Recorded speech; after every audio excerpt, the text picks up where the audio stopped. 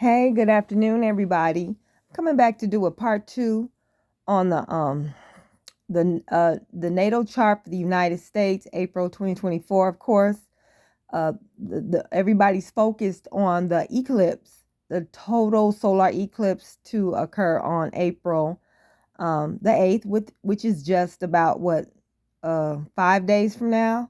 But the chart is just very interesting. We have uh, almost all the planets are in conjunction, especially in the ninth and 10th house, and we have a couple of conjunctions in the 11th house.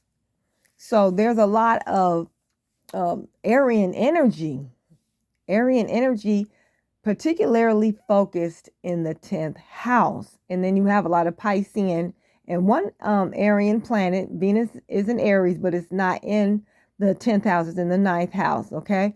But it's in Aries. And then you have the two planets, Uranus and Jupiter in Taurus. So I wanted to focus a little bit more on the 10th house stellium.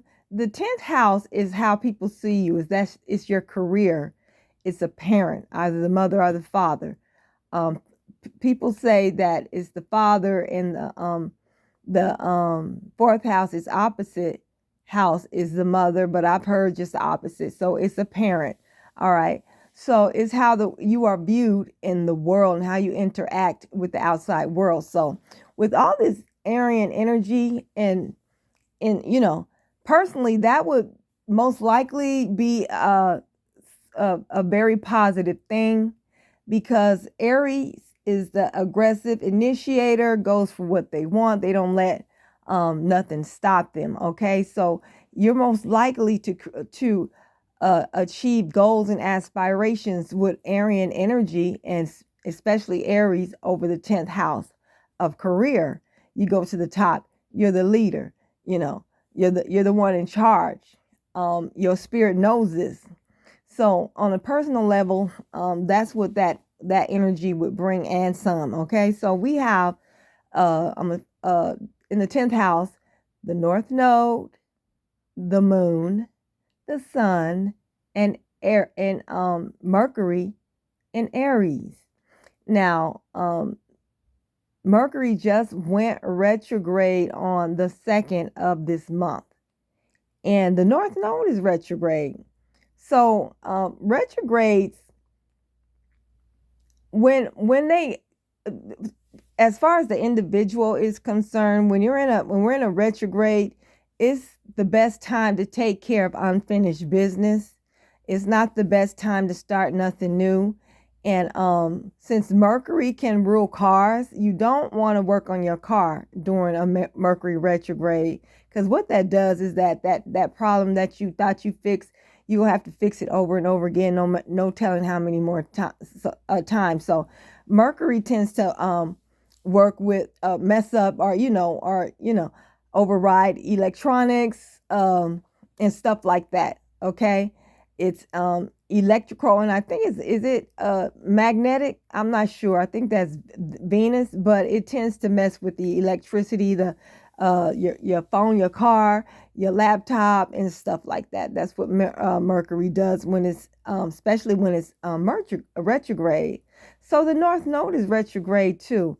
So that's karma. Because the North Node talks about what it is that you need to be doing in this life, the path that you need to take. So when it's retrograde, it kind of makes me feel that there was a path the United States should have taken and they didn't. So you're doing this part all over again.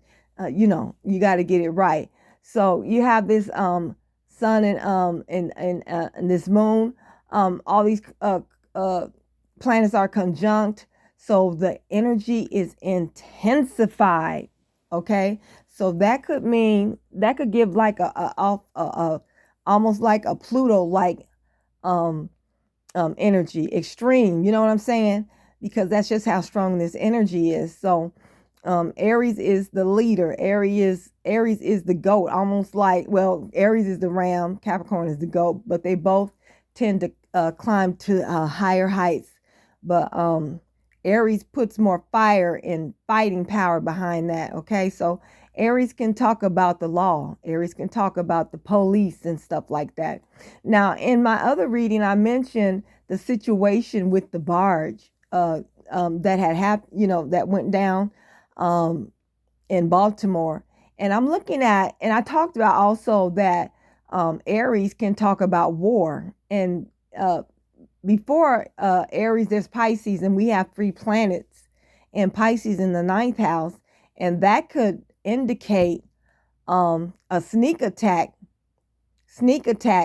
that equal a war strategy in the 9th house of foreigners from foreign nations or spies and stuff like that. A lot of things, a lot of sneak attacks going on that we're going to have to look out for.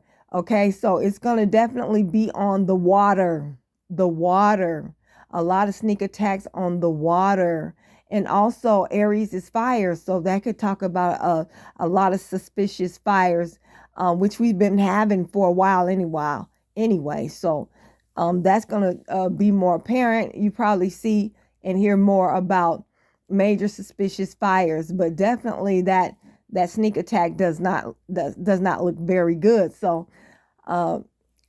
this is like overall, but it's going to affect you individually. And I was talking about usually Mercury retrogrades do not affect me in a negative way that I can talk about. I think maybe 2 or 3 times since I've been studying Mercury retrograde and living by it practically for almost 20 years now, that it had I could feel the negative effects, but usually it doesn't affect me. But this Mercury retrograde was kind of wild. And I was telling, like I said in the last video, I was telling my friend about it and what I was experiencing, and they told me what they were experiencing. And I'm just gonna tell you right now, so you can be prepared. You're gonna be upset. You're gonna be you're gonna have an appointment. You're gonna show up on time and be excited and ready to go, and ain't nobody gonna answer the door. Then you're gonna get home. They're gonna call you and tell you you're gonna have to come back, and then you're gonna have to wait and might not even get an apology. Stuff like that. So a lot of that is going to be happening. You're going to have to push through. This is not a time to procrastinate. All right. So the North Node is in Aries and the South Node is in Libra, because naturally the South Node is and the North Node are going to be in the opposite signs. So when I think about Libra, I think about the, couples, relationships, and stuff like that. Can also talk about the law. All right. When I think about Aries, Aries is more about the self, not so much about me and the other person. So when I see this card right here, not this card, excuse me. When I see this chart, and it kind of reminds me that if you are looking out for your self-interest, you are in the right place with this North Node. You got to look out for your self-interest. There are going to be relationships that are going to end because they don't serve your better, the path that you're on, that you're going to be on at this time. So a lot of relationships are going to end abruptly, hopefully abruptly and not violently, because Aries is ruled by Mars, and it can talk about it can speak of aggression and violence. Okay, so we got a lot to unpack. If y'all who know a little bit about astrology, go ahead and get into it. Those of you who don't, you need to learn it. So like I said, I've been respecting the power of Mercury for over 20 years now. And this Mercury, I've seen the effect just jump off. I mean, all of a sudden my car, the lights in my car started acting funny. I would turn my either my left or my right turns switch on, and all of a sudden the lights in the car would start blinking. I'm like, oh my God, what's going on? I just took this doggone car to this shop So today I got out and I took care of some business and it wasn't happening. I hope it doesn't happen again. But usually if you something like that is going on with your car and it stops, and it might, you might have to deal with it again.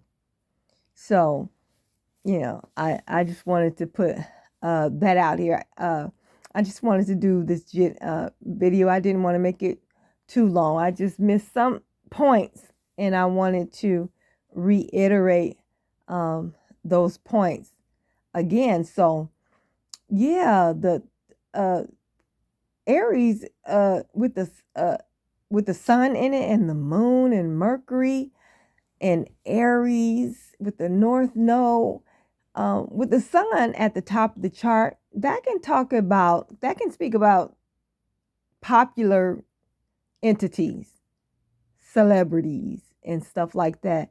And I kind of feel like that reminds me a bit about what is going on with Diddy, information, Mercury, women and men, and then Aries. Aries can talk about the police, the FBI, and stuff like that. Uh, Certain situations, people going down. Okay, what was hidden comes to the light. That's the sun and the moon. The moon hides, the sun brings it to the light. So I kind of think about that when so I'm sitting up here on my laptop. I'm making this video on my phone. I'm looking at my laptop, and I got the chart up. So it's about to go down. It's so much happening, so very much happening here. Okay. So it's not to make anybody afraid or anything like that, but I'm just saying. So to touch on a little bit more about the ninth house has Venus in Aries, Neptune in Pisces, which is it's in its home, Saturn in Pisces, and Mars in Pisces. Okay. So I still say what I say about the possibility of sneak foreign attacks, but with Aries there, I kind of feel like, not Aries, but with Saturn there, I kind of feel like um, the extent of the damage that they want to create will be constantly thwarted, but we're going to definitely have some issues there. And it also reminds me of the I don't want to call it invasion of undocumented people. I'm not putting anybody down, but I kind of feel like it could talk about that because the ninth house rules foreigners, foreign relations, travel, and stuff like that. So that is big. That energy is yeah. It's a lot going on there. It's intensified because they're all, like I said, conjunct, and they're got a stellium in one house. So wow, you got Pluto in Aquarius, and Pluto in Aquarius is going to be in Aquarius for the next 20 years. Pluto can talk about definitely major change and transition in organizations and stuff like that, because that's what Aquarius represents too. Also, Aquarius represents humanitarian issues, so you can talk about a lot of more protests that might end up very peaceful, or either very peaceful or very violent. That's Pluto. Pluto rules extremes. Also, Pluto in Aquarius rules uprisings and terrorism. Then you got all these sneak attack and aggression in the ninth and in the 10th house. Oh my goodness. Oh my goodness. Okay. Wow. This is a lot. This is a whole lot. And Mm, mm, mm.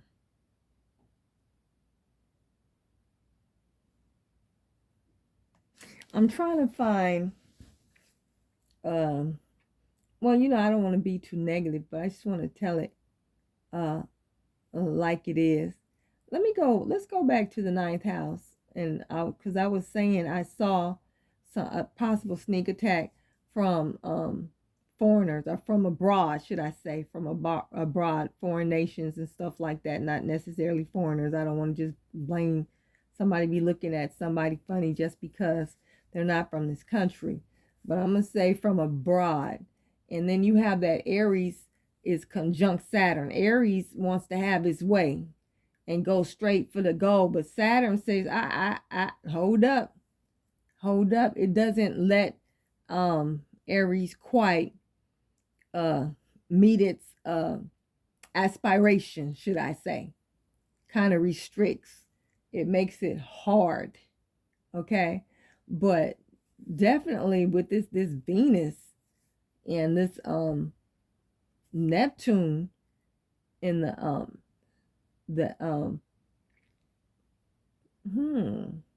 the ninth house, Venus rules illusion, movies, television. Venus and no, Neptune, I'm sorry.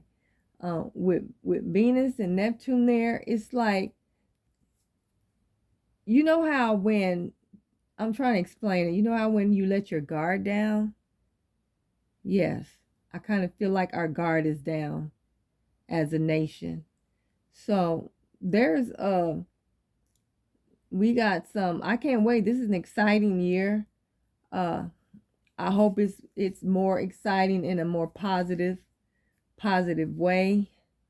Uh I just wanted to add some more insight into this planetary energy that we're in right now. Please share and like um this video, comment, and be safe, and share the video, please. Thank you. Peace.